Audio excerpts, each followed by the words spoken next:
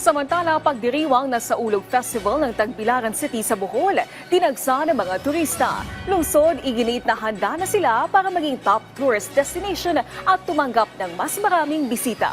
Si Jessie Atienza sa sentro ng balita. 15 contingents na kumakatawan sa 15 barangay ang nagpasiklaban sa makukulay na costumes.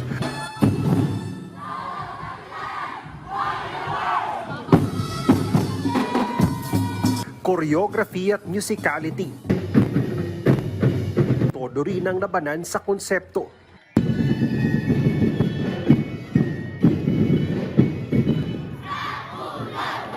Ito ang Saulog Festival Street Dancing Competition.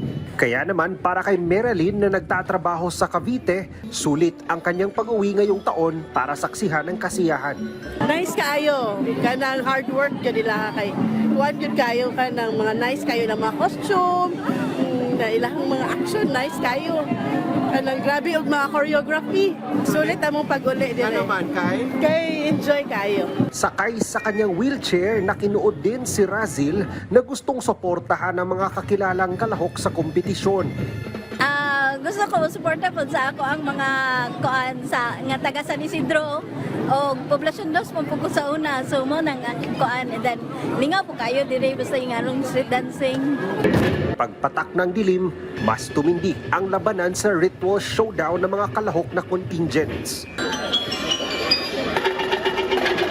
That every barangay really brought their A game. So I'm very happy and thankful to all our barangay captains, our barangay SKs and leaders. And this is truly one of the greatest gift to our patron saint, Senior San Jose. Dagdag ng LGU ng Tagbilaran City, nakahanda na ang kanilang lungsod para sa pagdating ng mas maraming turista, lalo na sa pagbubukas ng mga bagong flight sa Bohol International Airport.